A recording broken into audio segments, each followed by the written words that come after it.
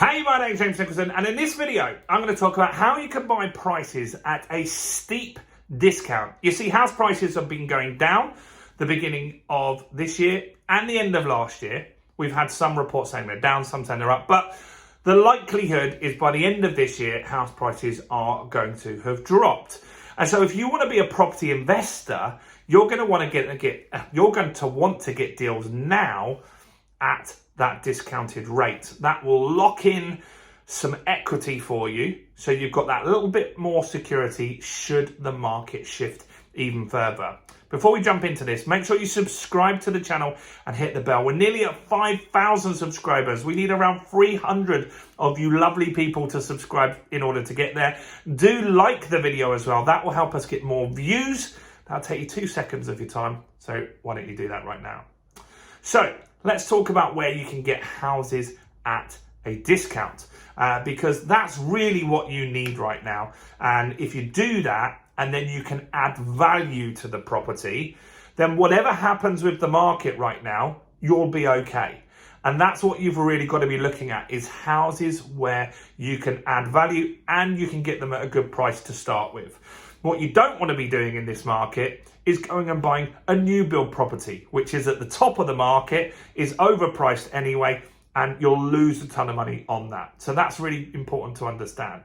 So first and foremost, two places where you can look for properties, and people find them all the time here, is two places: Gumtree and Facebook groups. Now, there's people that sell properties in those areas, and the reason why they would sell or consider selling in those areas is because they don't want to pay fees of estate agents, is one reason, or there's something wrong with the property. And that can be good. That can be an opportunity for you if there is something wrong, like a short lease, or it needs a refurbishment. Something along those lines is where you can add value. And that's an opportunity for us as an investor. So have a look in the areas that you want to invest in. Join all the Facebook groups. Look for houses for sale. Look on Gumtree as well. And have some conversations with those people, because they're not going to be getting a ton of offers, because most people look for properties on Rightmove, Zoopla, or with estate agents. So they may be listed on there, but it doesn't mean they're necessarily selling via those places. So that's one opportunity for you. Next is auctions, right? Obviously auctions, but not so obvious, because the last 2 years, auctions have been expensive. And that's because a ton of people had cash from things like bounce back loans, from furlough schemes. They weren't going on holiday. This is prior to the inflation kicking in. We had more savings than at any other time in UK history. People were cash rich for a short period of time. That meant that people were going to auctions. I was going to auctions and getting outbid. People were paying as much money for a property as you could buy it through the estate agent. That's changed now. So since cash and liquidity has got a little bit harder to get, mortgages have got a little bit harder to get, there are less people in the pool at the auctions. More auction houses, house prices are normal. They're back to normal prices now, which is around 20% below market value. That's the sort of deal that you can get. You can get even better deals than that as well.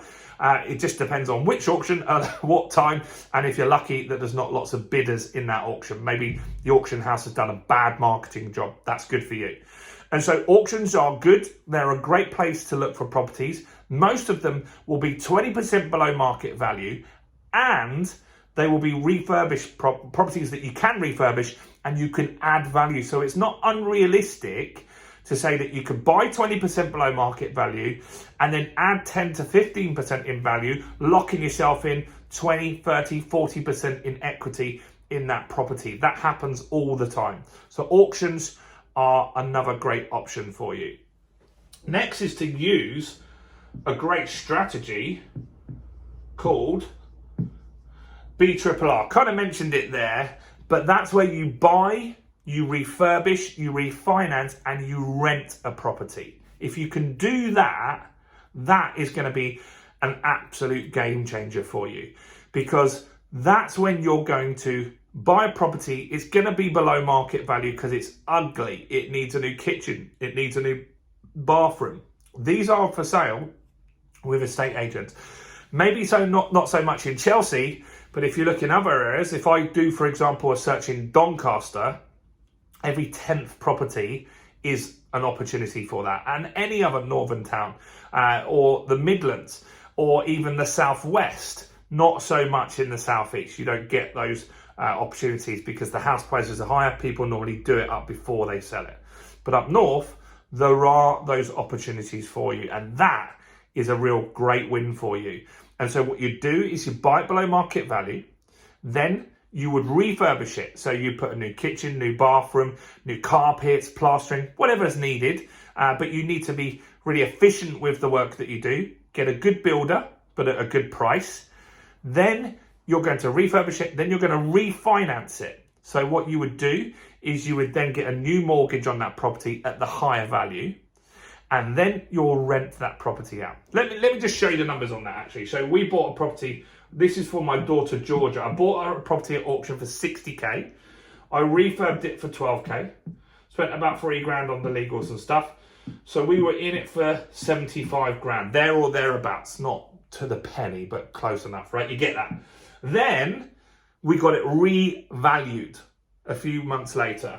And we got it revalued at £100,000. Now, on a buy-to-let mortgage, they will lend you 75% loan to value. So they would lend me £75,000, meaning I get all of my money back. So the 60 grand I spent on it, 12 grand, 3 grand, I get that paid back to me.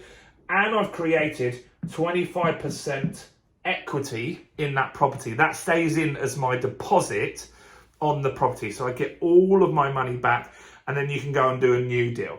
Now, it's not always going to work like that, is it? Obviously, it's not always going to work like that. Sometimes you might spend 20 grand on the building, or you might spend 15 grand on the building, or you might spend more on legals for some reason, because maybe there's more that they need to check. But it doesn't matter, because you will get some of your money back. And that's the point, right? That if you just do a normal buy-to-let, each time you've got to put 25% deposit in. That means you run out of money eventually. But if you could maybe get 20% back or 15% of that back, it gives you some money back into your pot that you can go again that little bit quicker. Plus, over time, that property is going to go up in value just with time. Normally, every 10 years, house prices double, but not every 10 years. And then as soon as it goes up enough, it doesn't even have to double in 10 years. If it went up 25% in 10 years, you'll be able to pull out the rest of that money that you left in, and then you'll be able to do a new deal. So that's a great strategy, the buy, refurbish, refinance. Other ways you can get properties for cheap is just to rent them.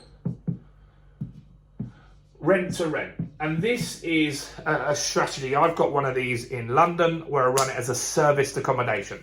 So what happens is I rent it from a landlord, a nice 2-bedroom property in Shadwell. And then we rent that out on Airbnb, on Booking.com and all these other places. And so we'll rent it for £1,500 a month. Then we will get as much as £250 per night. And that's a great strategy. You don't actually own that property, but that's a great strategy if you want to build up some good cash flow. It's not unrealistic to earn maybe £1,000 a month on that if you manage it properly. And then you can save that money for deposits to buy buy-to-lets and stuff like that. That's one way to do it. And one other last way that's really good, drop my pen, so I'm going to use a red one now, is to rent properties out as an HMO. Now, that's not getting the house necessarily cheaper, but what it is doing is giving you a higher cash flow. So what does that mean? Well, that basically means that you rent it out, and then you rent it out on a room by room basis. So you rent out each room for £500 a month. Maybe you rent a property, or you own a property, a 3-bedroom house with 2 reception rooms, a living room and a dining room. You rent out each of those rooms, the living room, the dining room, the 3 bedrooms upstairs, as 500 quid, and you get 2.5 grand a month. Now, you would then need to pay the bills, obviously, the council tax, insurance, Wi-Fi, all of these things. But by doing that, you're going to earn significantly more money. That will give you cash flow. Again, you can put into other deals as well. So there's lots of different ways to get houses for cheap. In fact, we made a guide on it, which I'd love to give you a free copy of it. You maybe saw it rolling across the screen earlier, but if you click on the link in the description or the pinned comment at the top, grab a free guide and just get a bit more details on that. Or if you want to watch some more videos on that, go and check out this video right here.